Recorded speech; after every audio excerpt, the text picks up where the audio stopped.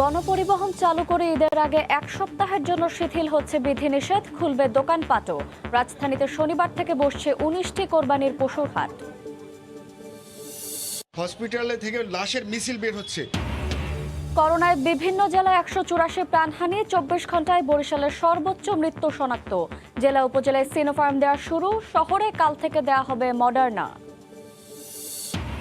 প্রাণঘাতী করোনার মধ্যেই রাজধানীতে ভয়ঙ্কর হয়ে উঠছে ডেঙ্গু। প্রতি ৩টি বাড়ির একটিতেই মিলছে এডিসের লার্ভা, সর্বাত্মক ব্যবস্থা নেওয়ার নির্দেশ। ঈদ সামনে রেখে দেশজুড়ে ১ কোটি জাল টাকা ছড়িয়ে দেওয়ার পরিকল্পনার ডিবির অভিযানে পণ্ড। স্বামী স্ত্রী চালাতেন কারখানা, ৪৩ লাখ নকল টাকা ও উপকরণ জব্দ।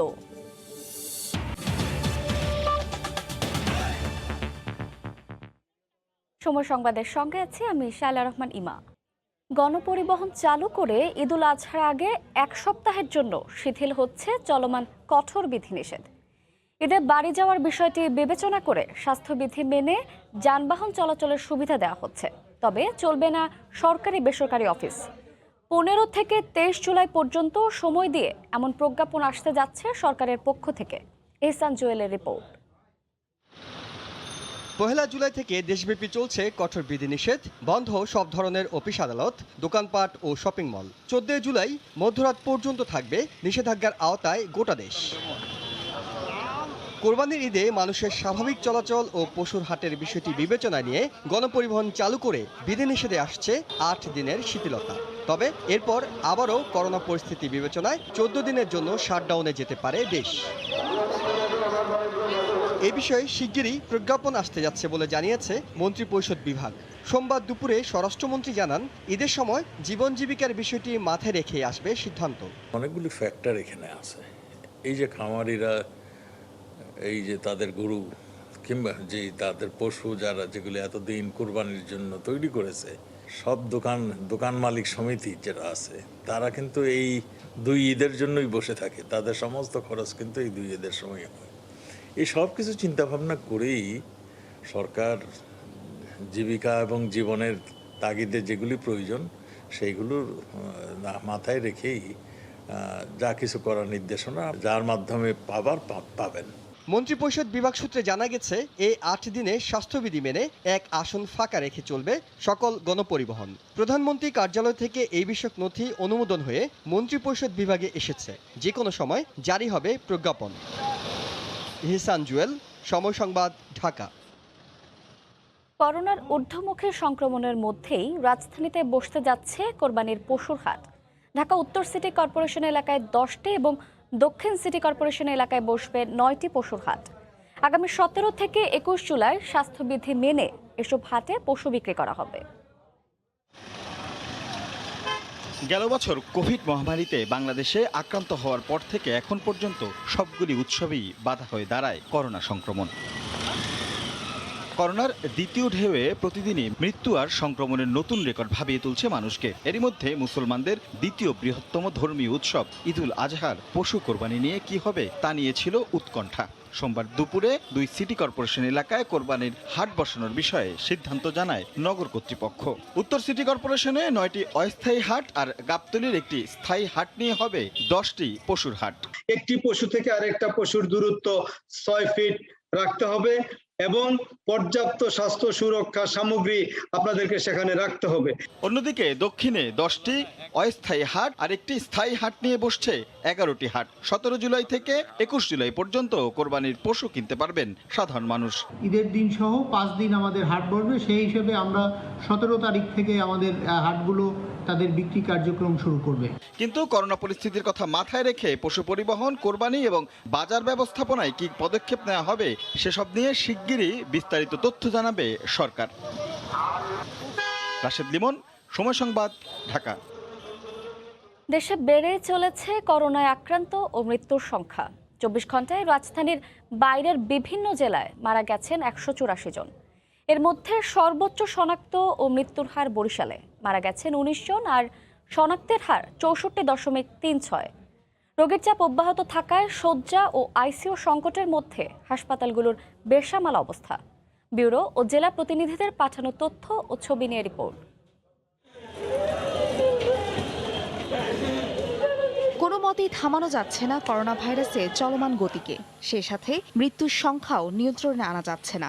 রোগীর চাপে বেসামাল হাসপাতালগুলো, শয্যা আর আইসিইউ সংকটে রোগী নিয়ে ছোটাছুটি করে বিপাকী স্বজনরা। অনেক হাসপাতালে বাধ্য হয়ে মেঝেতেই চিকিৎসা সেবা চলছে। করোনার থাবায় এবার মৃত্যুর মিছিলে এগিয়ে বরিশাল। একদিনেই শেরেবাংলা মেডিকেলের করোনা ওয়ার্ডে উপসর্গ নিয়ে মারা গেছেন ১৯ জন। আর করোনা শনাক্তের হার শতকরা ৬৪.৩৬। হসপিটালে থেকে লাশের মিছিল বের হচ্ছে। ডাক্তার তো যাচ্ছেই না, যখন রোগী মরে যায় মরার পর তারা ডাকলে পাওয়া যায়। ৩০০ বেডের হসপিটালের জন্য আমাদের যে অ্যাসাইনমেন্ট বা ডক্টর পাওয়ার কথা করোনার সেটা নাই। শেষ চেষ্টা করেও মাকে বাঁচাতে না পেরে ময়মনসিংহ মেডিকেলের করোনা ইউনিটের সামনেই আহাজারি মেয়ের। গত ২৪ ঘন্টায় এখানে করোনায় ১৭ জনের মৃত্যু হয়। রোগীর প্রচণ্ড চাপে হিমশিম খাচ্ছেন চিকিৎসকরা, আর সেবা না পাওয়ার অভিযোগ স্বজনদের। ডাক্তার আসতে চাইছে না, দ্রুত নার্সের চেষ্টাটুকু আসতে চাইছে না। অনেকক্ষণ পরে আসা চোখ দেখে বললো যে না নাই।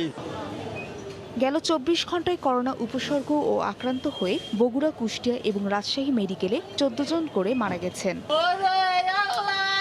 করোনা ভয়াবহ আকার ধারণ করছে টাঙ্গাইল, ফরিদপুর ও চট্টগ্রাম জেলায়। গত ২৪ ঘন্টায় এসব জেলায় উপসর্গ ও আক্রান্ত হয়ে ৯ জন করে মারা গেছেন। এছাড়া সাতক্ষীরা, ঝিনাইদহ ও চুয়াডাঙ্গায় ৬ জন করে, নাটোরে ৪ জন, নেত্রকোনায় ৩ জন এবং পঞ্চগড় ও কুড়িগ্রামে ১ জন করে মারা গেছেন। ফাহরিয়া ফারজানা, সময় সংবাদ। করোনা পরিস্থিতির খবর জানাতে এই মুহূর্তে ময়মনসিংহ মেডিকেল কলেজের সামনে আছেন রিপোর্টার হারুনুর রশিদ। সরাসরি যুক্ত হচ্ছে তার সাথে। হারুন,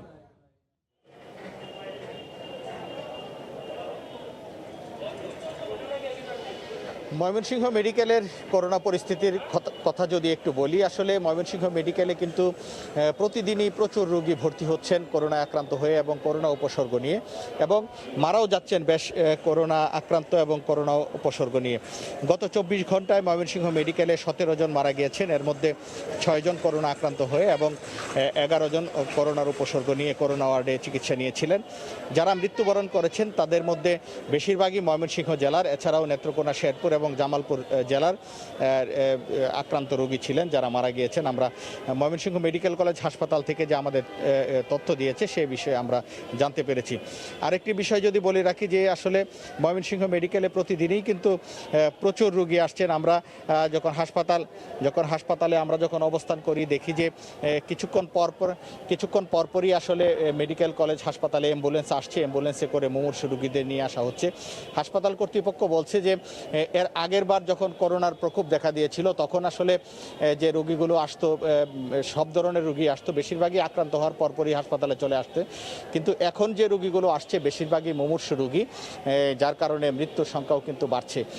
আরেকটি বিষয়ে বলে রাখি যে এই ময়মনসিংহ মেডিকেল কলেজ হাসপাতালের করোনা ওয়ার্ডের করোনা ইউনিটের যিনি focal person doctor Mohiuddin Khan moon, তিনি আমাদের জানিয়েছেন যে বর্তমানে ময়মনসিংহ মেডিকেল কলেজ হাসপাতালের করোনা ইউনিটে ৪২১ জন করোনা আক্রান্ত রোগী বা উপসর্গ নিয়ে ভর্তি আছেন, এর মধ্যে ২১ জন আছেন আইসোলেশনে। এছাড়া গতকালকে ময়মনসিংহ জেলায় ৮১৬ জনের নমুনা পরীক্ষায় ২৬৩ জনের করোনা নতুন করে শনাক্ত হয়েছে, এবং ময়মনসিংহ মেডিকেলে চিকিৎসাধীন যারা ছিলেন এর মধ্যে গতকাল ৯১ জন সুস্থ হয়ে বাড়ি ফিরে গেছেন এবং গতকাল আরও নতুন ভর্তি হয়েছেন ৬৬ জন। তো সব মিলিয়ে আসলে কিন্তু ময়মনসিংহ মেডিকেলে আক্রান্ত এবং মৃত্যুর সংখ্যা আসলে বেশ বাড়ছে। তো এই ছিল আমার কাছে ময়মনসিংহের করোনা পরিস্থিতির সর্বশেষ খবর। ময়মনসিংহে করোনা পরিস্থিতির সবশেষ খবর জানাচ্ছিলেন সহকর্মী হারুনুর রশিদ। কাল থেকে ঢাকা সহ ১২টি সিটি কর্পোরেশন এলাকায় দেয়া হবে মডার্না টিকা। কর্তৃপক্ষ বলছে পরীক্ষামূলক পর্যবেক্ষণ ছাড়াই টানা চলবে গণহারে মডার্নার টিকা প্রয়োগ। সবার দ্বিতীয় ডোজ নিশ্চিত করতে বর্তমানে মজুদে থাকা মডার্নার ২৫ লাখ টিকা প্রয়োগ করা হবে ১২.৫ লাখ মানুষের মধ্যে। তবে সব সিটির কেন্দ্রে বন্ধ রাখা হবে সিনোফার্মের টিকাদান। এদিকে জেলা উপজেলা পর্যায়ে সিনোফার্মের টিকা প্রয়োগ শুরু হওয়ায় খুশি গ্রামাঞ্চলের মানুষ। কেন্দ্রীয় সংরক্ষণাগার থেকে কেন্দ্রে পাঠানো হচ্ছে মডার্নার টিকা। -২৫ ডিগ্রি সেলসিয়াস তাপমাত্রায় থাকা এই টিকা ফ্রিজার ভ্যানে তোলার আগে ২ থেকে ৮ ডিগ্রিতে রাখার উপযোগী করা হয়। এই অবস্থায় সংরক্ষণ করা যাবে ৩০ দিন।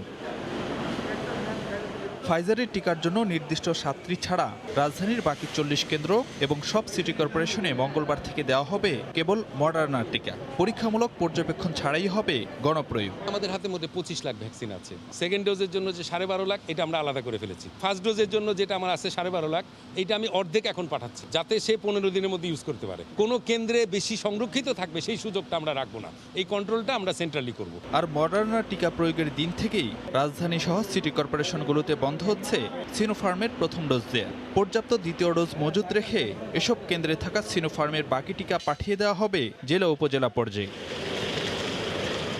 এদিকে তুলনামূলক কম দামে বাংলাদেশে টিকা সরবরাহে চীনা কোম্পানিগুলো আগ্রহী বলে জানালেন ঢাকায় নিযুক্ত দেশটির উপরাষ্ট্রদূত। Chinese vaccine producers are offering most favored rate for our Bangladeshi people. Sinopharm is ready. Sinovac is ready. And Interceptor, they've got very good, very modern facilities to co-produce it. Now we are waiting for the signal of our Bangladeshi government. Everything is ready. China is ready. এদিকে সোমবারই রাজধানীর কোনো কেন্দ্রে টিকা না পেয়ে ফিরে যেতে হয় প্রত্যাশীদের। ওনারা বলতেছে টিকা শেষ হয়ে গেছে, টিকা আসার পরে আপনাদেরকে টিকা দেওয়া হবে। বলা যে কবে চালু হবে এটা আমরা আসলে নিশ্চিত বলতে পারতেছি না। অন্যদিকে দেশের জেলা উপজেলা পর্যায়ে গণহারে সিনোফার্মের টিকা প্রয়োগের প্রথম দিন চোখে পড়েছে মানুষের ব্যাপক উৎসাহ। কেন্দ্রে কেন্দ্রে ছিল দীর্ঘ সারি। ফারুক ভিয়া, রবিন, সময় সংবাদ, ঢাকা। প্রাণঘাতী করোনার মধ্যেই রাজধানীতে ভয়ঙ্কর হয়ে উঠছে ডেঙ্গু, কিন্তু বাড়ছে না সচেতনতা।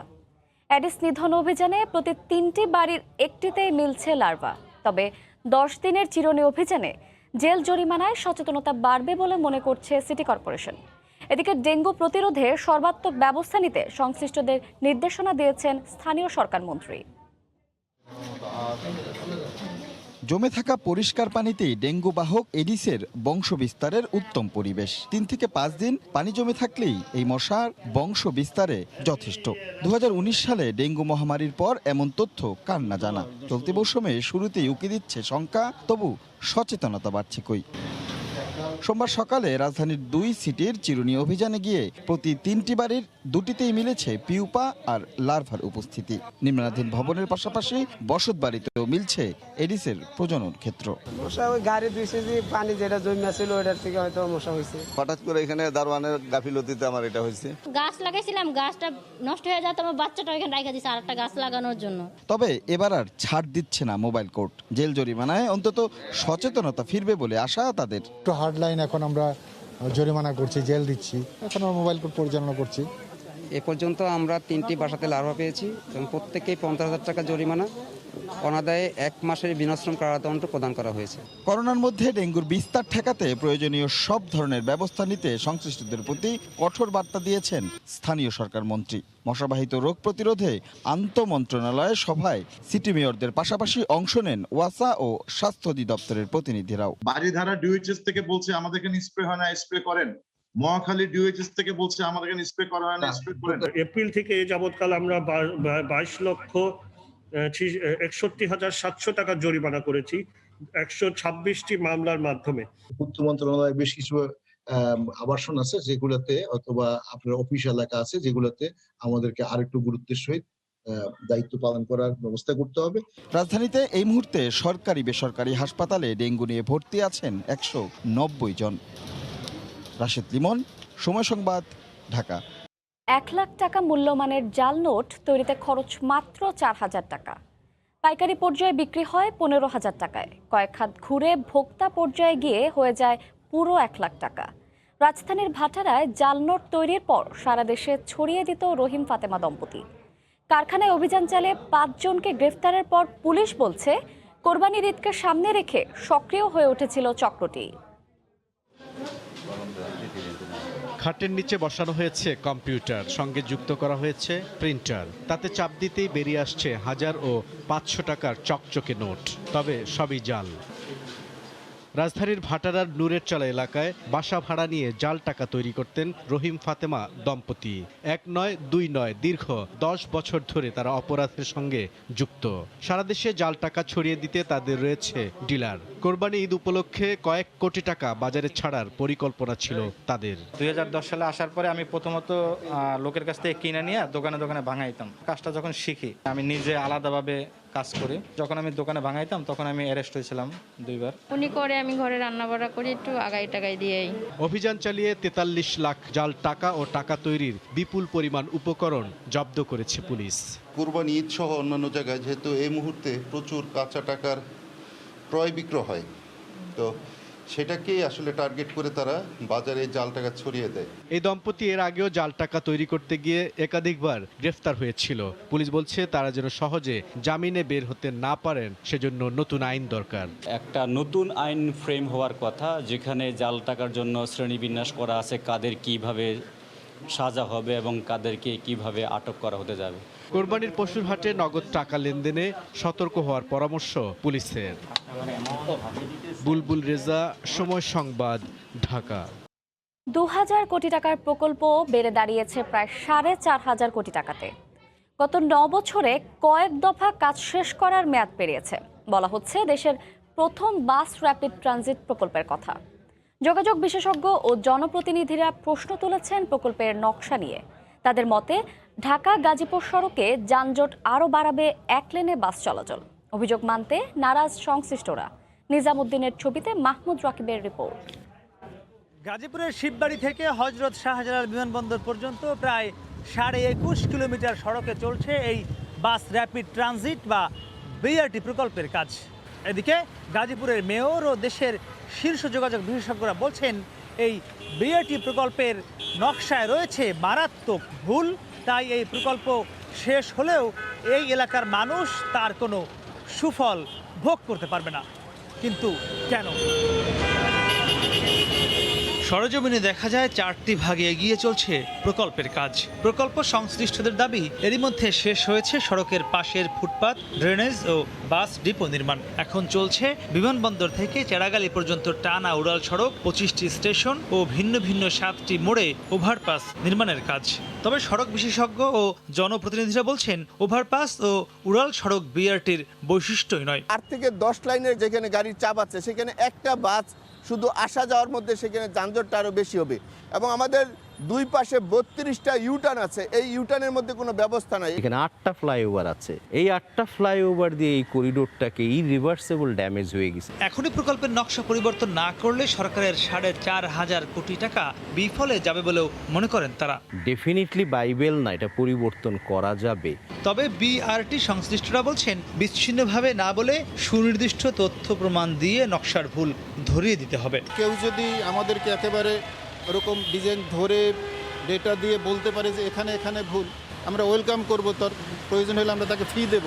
চুক্তি অনুযায়ী 2022-এর জুনে বিআরটি খুলে দেওয়ার কথা থাকলেও তা 2023-এর আগে সম্ভব কিনা তা নিয়ে সংশয় রয়েছে খোদ প্রকল্প সংশ্লিষ্টরাই। মাহমুদ রাকিব, সময় সংবাদ, গাজীপুর। পদ্মার ভাঙনের কবলে পড়েছে মুন্সিগঞ্জের বিস্তীর্ণ জনপদ। হুমকির মুখে বাড়িঘর, রাস্তাঘাট, স্কুল, মসজিদ, মন্দির সহ নানা প্রতিষ্ঠান। আতঙ্কের মধ্যে দিন কাটাচ্ছেন ভাঙন কবলিত এলাকার মানুষ। আবু সাইদের ক্যামেরায় নাসির উদ্দিন উজ্জ্বলের রিপোর্ট। পদ্মার থাবার মুখে লৌহজংয়ের জনপদ। ভাঙনের মুখে গাছপালা সহ সরিয়ে নেওয়া হচ্ছে শেষ সম্বল। কনকসার ঝাউটিয়ার জেলেপাড়া এখন ভাঙন আতঙ্ক। 2টি মন্দির আর বাড়িঘর নিয়ে গ্রামবাসী বড় দুশ্চিন্তায়। সরিয়ে নেওয়ার জায়গাও নেই।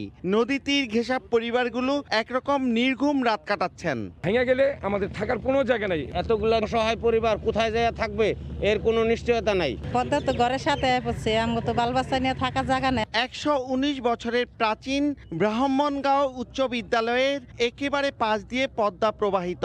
বিদ্যালয়টি নির্মাণাধীন 4তলা ভবন, শহীদ মিনার, প্রশাসনিক ভবন সবই ভাঙনের মুখে। সেগুলো রক্ষায় ফেলা হচ্ছে বালুর বস্তা। প্রায় 30 লক্ষ টাকা বরাদ্দ দেওয়া হয়েছে। আমরা আশা করছি এই চেষ্টার মাধ্যমে আমরা বিদ্যালয়কে এবার রক্ষা করতে পারবো। পদ্মার ভাঙন রোধে লৌহজংয়ের খড়িয়া থেকে টঙ্গিবাড়ির দিঘির পাড় পর্যন্ত একটি স্থায়ী প্রকল্প একনেকের অনুমোদনে অপেক্ষায়। এদিকে পদ্মা রিসোর্ট সহ আশপাশের অনেক কিছু বিলীন হয়ে গেছে। জনপদ রক্ষায় এখন বালুর বস্তা ফেলা হচ্ছে। পদ্মার ভাঙন এগুলো রক্ষার জন্য আমরা জরুরি ভিত্তিতে এই কাজটি চালিয়ে যাচ্ছি। স্থায়ী বাঁধ হয়ে গেলে এই ভাঙন যে বিষয়টা এটা আসলে অনেকটাই রোধ হবে। লৌহজংয়ের 8 গ্রাম এবং টঙ্গিবাড়ির 6 গ্রাম এখন পদ্মার ভাঙনের মুখে। পানি উন্নয়ন বোর্ড বলছে ভাঙন রোধে 3 কোটি টাকা ব্যয়ে 1050 মিটার এলাকায় জরুরিভাবে বালুর বস্তা ফেলা হচ্ছে।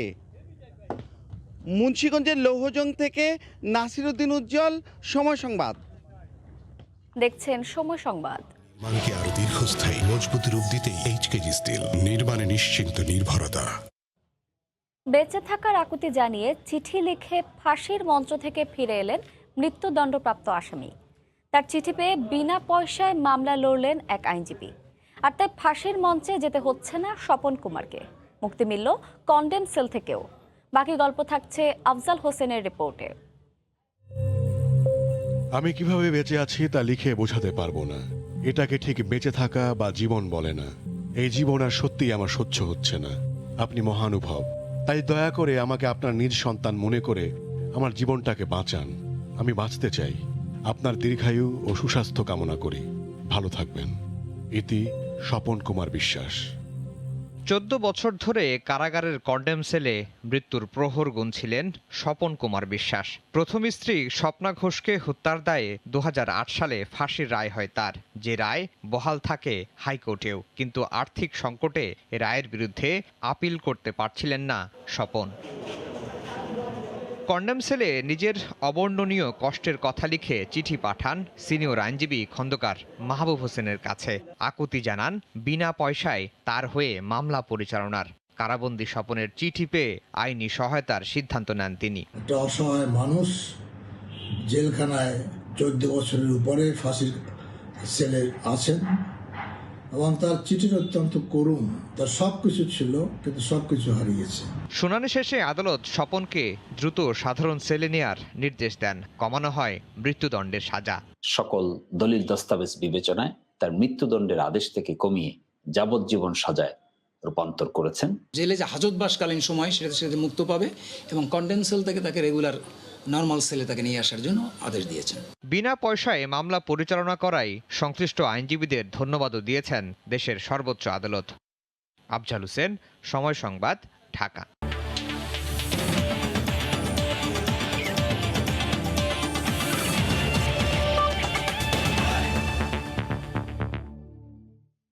It's coming Rome. হ্যাঁ, শেষ পর্যন্ত ইউরো কাপ পৌঁছালো ইতালির রোমেই। ইংল্যান্ডকে হারিয়ে শিরোপা জয়ের পর নিজ দেশে ফিরেছে ইতালি ফুটবল দল। পৌঁছেই বিমানবন্দরে সমর্থকদের উষ্ণ অভ্যর্থনা পেল ইউরো চ্যাম্পিয়নরা। এই পর্যায়ে শীর্ষ সংবাদ জানিয়ে দিচ্ছে আরেকবার। ঈদের জন্য বৃহস্পতিবার থেকে 9 দিন শিথিল হচ্ছে বিধিনিষেধ। চলবে গণপরিবহন, খুলবে দোকানপাট, বসবে হাট। হসপিটালে থেকে লাশের মিছিল বের হচ্ছে। করোনায় বিভিন্ন জেলায় 184 প্রাণহানি। 24 ঘন্টায় বরিশালে সর্বোচ্চ মৃত্যু শনাক্ত। জেলা উপজেলায় সিনোফার্ম দেওয়া শুরু। শহরে কাল থেকে দেয়া হবে মডার্না। এবং প্রাণঘাতী করোনার মধ্যেই রাজধানীতে ভয়ঙ্কর হয়ে উঠছে ডেঙ্গু। প্রতি 3টি বাড়ির একটিতেই মিলছে অ্যাডিসেল লার্ভা।